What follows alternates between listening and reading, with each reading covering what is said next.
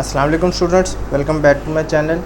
आज जो हम लोग टॉपिक पढ़ रहे हैं वो बेसिकली बैंकिंग, जो कि आईकॉम पार्ट 2 के कोर्स में शामिल है, और मनी बैंकिंग एंड फाइनेंस जो कि बीकॉम पार्ट 1 के कोर्स में शामिल है।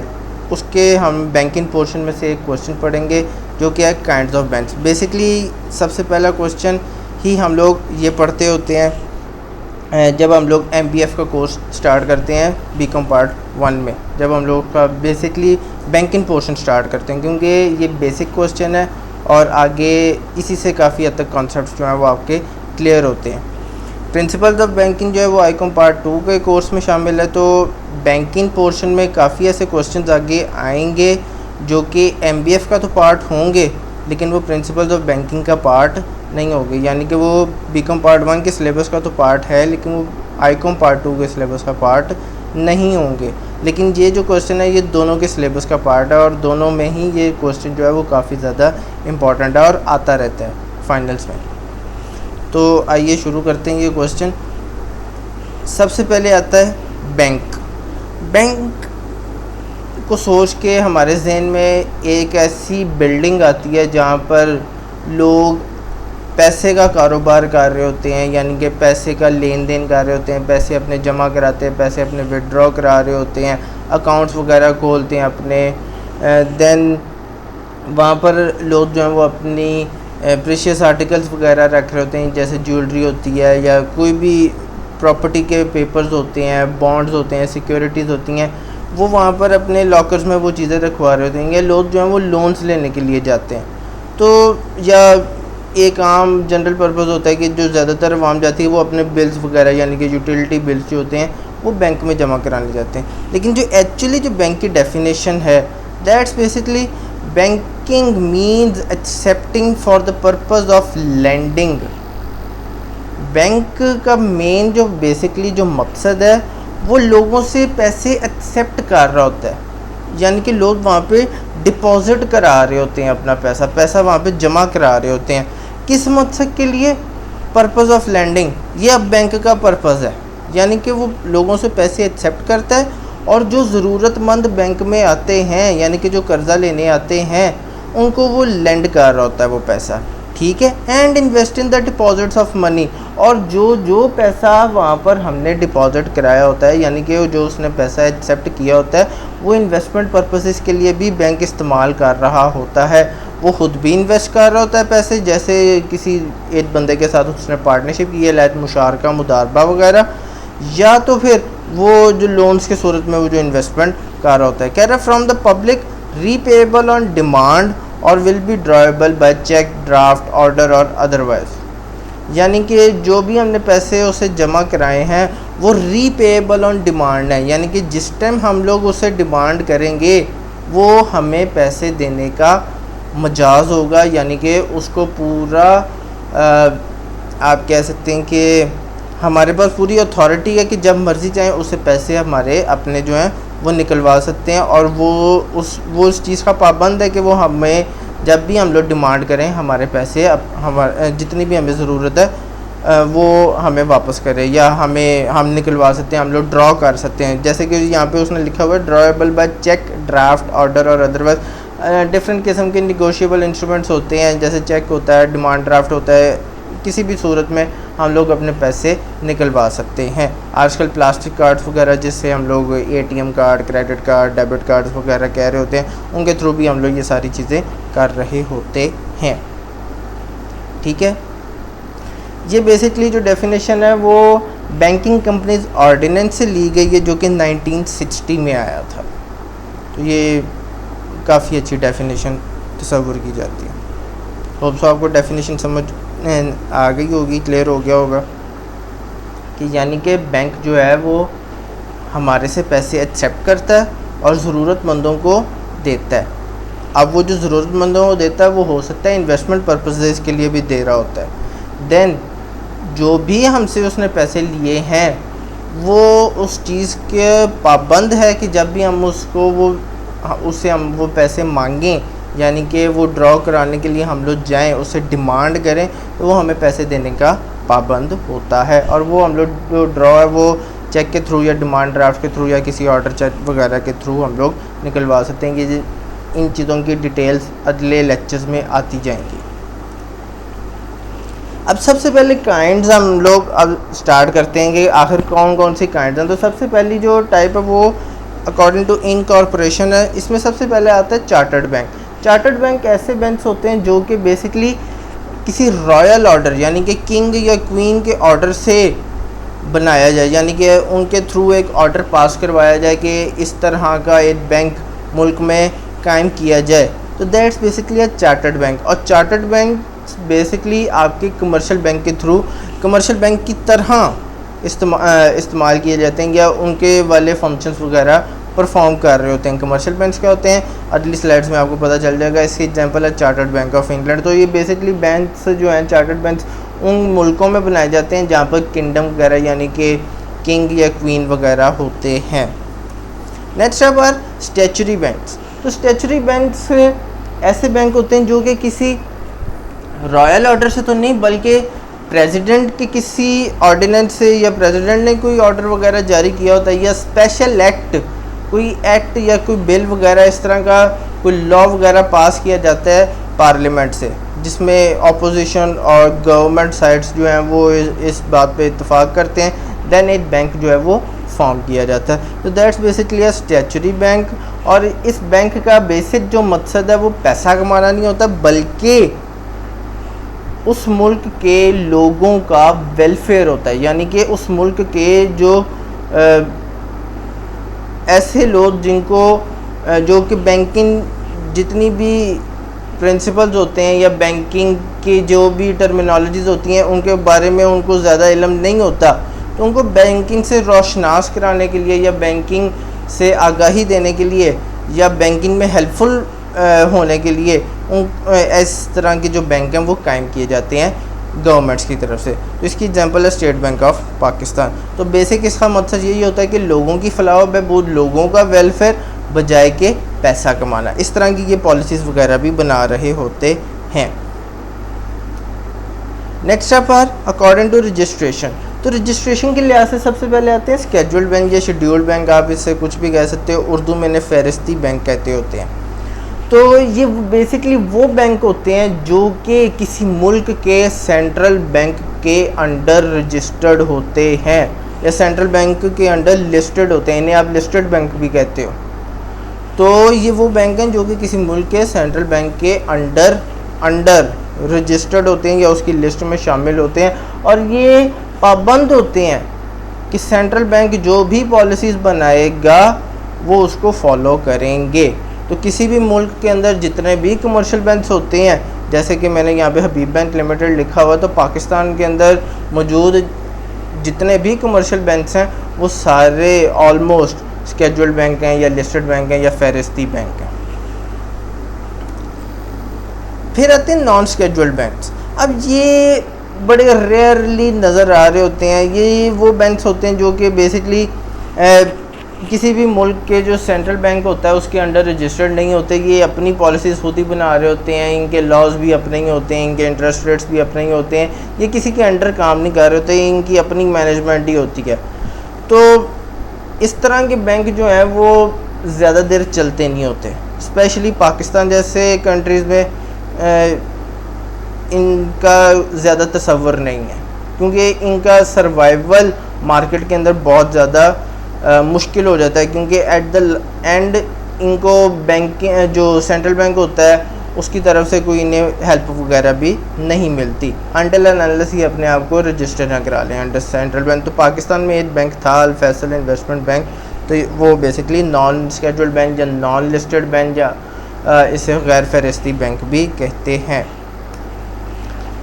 देन मनी क्रिएटिव बैंक्स जिनका डायरेक्ट ताल्लुक अब पैसे से। तो सबसे पहले आता है सेंट्रल बैंक या मरकज़ी बैंक। अब ये बेसिकली वो बैंक होता है जो कि किसी भी मुल्क में जो उसका बैंकिंग सेक्टर होता है उसमें रीढ़ की हड्डी का किरदार अदा कर रहा होता है। ये मेन बैंक है किसी भी मुल्क का, और ये किसी हर मुल्क में जस्ट एक ही होता है। जैसे कि पाकिस्तान का जो सेंट्रल बैंक है वो स्टेट बैंक ऑफ पाकिस्तान है। ये एक मुल्क के अंदर जितने भी पैसे के रिलेटेड जो भी मामलात हैं, बैंकिंग के रिलेटेड जितने भी मामलात हैं, उनकी जितनी भी पॉलिसीज़ हैं, लाइक आपने नाम सुना होगा monetary policies and fiscal policies, और इनमें इसका सबसे ज़्यादा रोल होता है। इसके नुमाइंदे वहाँ पे बैठे होते हैं, इसके रिप्रेजेंटेटिव्स वहाँ पर होते हैं, इसके लोग वहाँ पर शामिल होते हैं। तो एक मुल्क का जितना भी मॉनेटरी सिस्टम होता है, उस सारे को जो मैनेज कर रहा होता है, उस सारे को जो चला रहा होता है, दैट्स बेसिकली सेंट्रल बैंक। और एक मुल्क के अंदर जितने भी दूसरे बैंक होते हैं, उन सारों को ये हेल्प भी कर रहा होता है, उनको बता रहा होता है, उनको गाइडलाइंस प्रोवाइड कर रहा होता है कि आपने लोगों को किस तरह से वेलफेयर पहुंचाना है। अब ये वो बैंक है जो कि लोगों के लिए काम करता है, लेकिन इसका डायरेक्टली कोई भी लिंक नहीं होता पब्लिक से। ये पब्लिक को वेलफेयर पहुंचाता है थ्रू कमर्शियल बैंक्स। ठीक है, सेंट्रल बैंक में अकाउंट्स वगैरह पैसे वगैरह होते हैं, लेकिन वो जस्ट गवर्नमेंट्स के होते हैं या कमर्शियल बैंक्स के होते हैं, उनके रिजर्व्स पड़े होते हैं। Central bank government to government dealing कर रहा होता है, लेकिन ये डायरेक्टली पब्लिक के साथ डील नहीं करता होता। और एक और इम्पॉर्टेंट चीज़ है जो कि लास्ट लाइन में लिखी है, it is the sole authority to issue notes. तो किसी भी मुल्क में जो वाहिद अथॉरिटी होती है करेंसी नोट्स इशू करने की, वो सेंट्रल बैंक के पास होती है। अच्छा, एक इम्पॉर्टेंट फैक्ट है, पाकिस्तान का जो सेंट्रल बैंक है, स्टेट बैंक ऑफ पाकिस्तान, इसका इनॉग्रेशन हुआ था 1 जुलाई 1948 को। और ये हमने पाक स्टडीज़ में बहुत सारी दफ़ा पढ़ा हुआ कि कायदे आज़म का बहुत मशहूर एक खिताब था इसकी ओपनिंग के ऊपर। उससे पहले तक, यानी कि 30 जून 1948 तक, 14 अगस्त 1947 से लेकर 30 जून 1948 तक पाकिस्तान का जो सेंट्रल बैंक था, यानी कि पाकिस्तानी गवर्नमेंट के जितने भी रिज़र्व थे, वो रिज़र्व बैंक ऑफ इंडिया में थे, जो कि इस टाइम भी इंडिया का सेंट्रल बैंक है। 1 जुलाई 1948 को जब स्टेट बैंक ऑफ पाकिस्तान का इनॉग्रेशन हो गया था, इसने वर्किंग स्टार्ट कर दी थी, तो उस दिन से आज तक पाकिस्तान का जो सेंट्रल बैंक है, that's basically state bank of Pakistan. ठीक है, next up is commercial bank. तो सेंट्रल बैंक के अलावा मुल्क के अंदर जितने भी बैंक होते हैं, 2000 कमर्शियल बैंक्स। अब इनका मेन मकसद होता है प्रॉफिट कमाना। ये प्रॉफिट कमाते हैं। ये प्रॉफिट किस तरह से कमाते हैं? लोगों से ये पहले पैसे लेते हैं, डिपॉजिट्स एक्सेप्ट करते हैं, एंड देन नीडी पीपल्स को, यानी कि ज़रूरतमंदों को ये लोन्स वगैरह प्रोवाइड कर रहे होते हैं। उन लोन्स के एवज़ ये इंटरेस्ट खा रहे होते हैं, या जिसे हम लोग सूद वगैरह कहते हैं। ठीक है, अब उस सूद के अंदर से वो जो परसेंटेजेस होती हैं, वो बेसिकली कमर्शियल बैंक की इनकम होती है। और दूसरी साइड पे ये इन्वेस्टमेंट वगैरह भी कर रहे होते हैं, जिसके एवज़ इन्हें प्रॉफिट्स वगैरह भी मिल रहे होते हैं। अच्छा, अब इनकी सर्विसेज एजेंसी सर्विसेज भी होती हैं, यूटिलिटी सर्विसेज भी होती हैं। ये आगे चल के हम लोग इनके फंक्शंस में पढ़ेंगे नेक्स्ट लेक्चर्स में।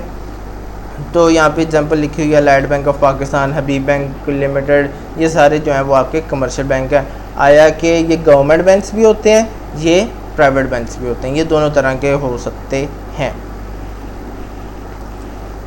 नेक्स्ट पर अकॉर्डिंग टू ओनरशिप, तो ओनरशिप के लिहाज से सबसे पहले आते हैं आपके गवर्नमेंट बैंक्स। तो गवर्नमेंट बैंक्स आपके ऐसे बैंक्स होते हैं जो कि या तो फेडरल गवर्नमेंट उसकी ओनर हो, या तो प्रोविंशियल गवर्नमेंट साहब उसकी ओनर हो। ठीक है, यानी कि 51% से ज़्यादा उनके पास उसके शेयर्स वगैरह मौजूद हों। तो इनका भी बेसिकली काम यही होता है कि वो इस तरह की पॉलिसीज़ बनाएं जो कि आवाम के लिए फ़ायदेमंद हो। इनका भी ज़्यादातर मकसद जो होता है वो पैसा कमाना नहीं होता, वो उनका सेकेंडरी ऑब्जेक्टिव होता है। प्राइमरी ऑब्जेक्टिव इनका यही होता है कि वेलफेयर ऑफ द पीपल, इस तरह की पॉलिसीज़ बनाना जिससे बैंकिंग सिस्टम भी अच्छा रहे और ये सारा कुछ। और पाकिस्तान में इसकी example first women bank limited है, बैंक ऑफ पंजाब वगैरह, बैंक ऑफ सिंध भी है। ठीक है, वो सारे आपके गवर्नमेंट बैंक्स हैं। Next is private bank. तो ये ऐसे बैंक्स होते हैं जिसमें 51% से ज़्यादा जो शेयर्स होते हैं वो प्राइवेट लोगों के होते हैं, या किसी एक पार्टी के हो सकते हैं, एक बंदे के हो सकते हैं। तो those are basically private banks. इसमें शेयर होल्डर्स वगैरह होते हैं, इसके आम तौर पर शेयर वगैरह होते हैं। और इसमें जो प्रॉफिट जो डिस्ट्रीब्यूट हो रहा होता है among share holders and directors, तो वो उनके शेयर कैपिटल के हिसाब से होता है कि जितना उनका शेयर्स होते हैं, जितने परसेंट उनके शेयर्स होते हैं, उतने परसेंट उनको प्रॉफिट्स मिल रहे होते हैं। अच्छा, अब इनका जो मेन मकसद होता है वो वेलफेयर नहीं होता, वो इनका सेकेंडरी ऑब्जेक्टिव होता है। मेन मकसद इनका पैसा कमाना होता है। ठीक है, तो एग्जांपल जैसे कि पाकिस्तान में बैंक अल्फला है, सुनहरी बैंक है, इस तरह के बैंक जो हैं वो आपके प्राइवेट बैंक कहलाते हैं। नेक्स्ट है अकॉर्डिंग टू डोमिसाइल। तो डोमिसाइल किसी भी हम देखते हैं कि हम लोग बनवाते हैं तो वो बेसिकली हमारी शहरियत को या नेशनैलिटी को शो करने की एक चीज़ होती है, डॉक्यूमेंट होता है। तो डोमिसाइल सबसे पहले आते हैं इसमें होम बैंक। तो होम बैंक्स बेसिकली वो बैंक होते हैं जो कि किसी एक मुल्क में उसकी तमाम मैनेजमेंट हो और वहीं के जो लोग या वहीं की जो गवर्नमेंट है उसको ओन करती हो। जैसे कि पाकिस्तान का अगर कोई बैंक है, पाकिस्तान में कोई बैंक काम कर रहा है, तो वो होम बैंक तब कहलाएगा जब उसकी मैनेजमेंट पाकिस्तानी होगी, उसको कंट्रोल करने वाले पाकिस्तानी गवर्नमेंट होगी या पाकिस्तान की कोई प्रोविंशियल गवर्नमेंट होगी या कोई पाकिस्तान का रेजिडेंट होगा, पाकिस्तान में रहने वाले लोग होंगे जो कि उसको कंट्रोल करते होंगे और उसकी ओनरशिप होगी, then it is a home bank. ये आप कैसे भी कर सकते हो। जैसे कि अमेरिका में कोई बैंक है, वो अमेरिकन बैंक तभी कहलाएगा जब उसकी जो ओनरशिप है या तो वो अमेरिकन गवर्नमेंट की होगी या उनके वहाँ पे स्टेट्स की गवर्नमेंट होगी, देन या तो कोई प्राइवेट बंदा होगा अमेरिका का, उसकी ओनरशिप होगी जो कि वहाँ का रेजिडेंट है। ठीक है, तो इसकी एग्जांपल्स हबीब बैंक है। नेक्स्ट है पर फॉरेन बैंक। अब फॉरेन बैंक ऐसे बैंक होते हैं जो कि किसी मुल्क में काम तो कर रहे होते हैं लेकिन उनकी जो ओनरशिप है वो किसी दूसरे मुल्क से बिलोंग करती है। जैसे कि पाकिस्तान के अंदर अगर कोई बैंक काम कर रहा है, वो पाकिस्तान के किसी गवर्नमेंट के, प्रोविंशियल गवर्नमेंट के या यहाँ पे रहने वाले किसी बंदे की ओनरशिप में नहीं है, वो सपोज़ कि इंग्लैंड में रहने वाली किसी बंदे की ओनरशिप में या इंग्लिश गवर्नमेंट की ओनरशिप है, तो ऐसा बैंक बेसिकली हम उसे कहेंगे कि वो फॉरेन बैंक है। तो ऐसे जो बैंक होते हैं वो उस मुल्क, जिस मुल्क में वो काम कर रहे होते हैं, यानी कि किसी दूसरे मुल्क में जाकर अगर काम कर रहे हैं तो वो वहाँ की सेंट्रल बैंक के अंडर काम, वो सेंट्रल बैंक की बातें तो मानते लेकिन इतनी ज़्यादा नहीं मानते, वो बेसिकली अपने मुल्क के सेंट्रल बैंक की ज़्यादा बातें मान रहे होते हैं और वो उसी के ही पाबंद होते हैं। एग्जांपल है सिटी बैंक। सिटी बैंक अक्सर काफ़ी दुनिया भर में काफ़ी ज़्यादा उसकी ब्रांचेस हैं।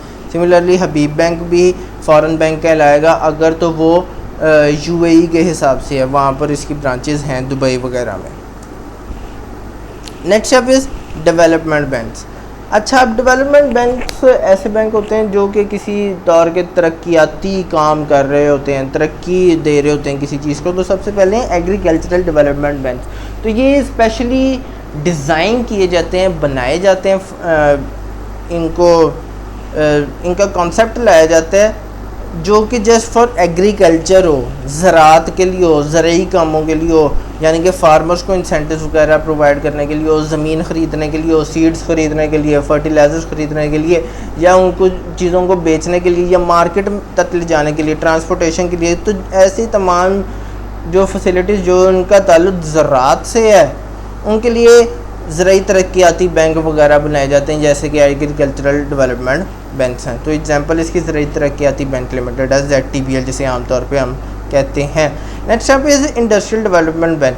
तो जैसे एग्रीकल्चरल बैंक है वो एग्रीकल्चर के रिलेटेड यानी कि ज़राअत के रिलेटेड है, इसी तरह इंडस्ट्रियल बैंक है वो सनतों के लिए होते हैं, सनतों की तरक्की के लिए।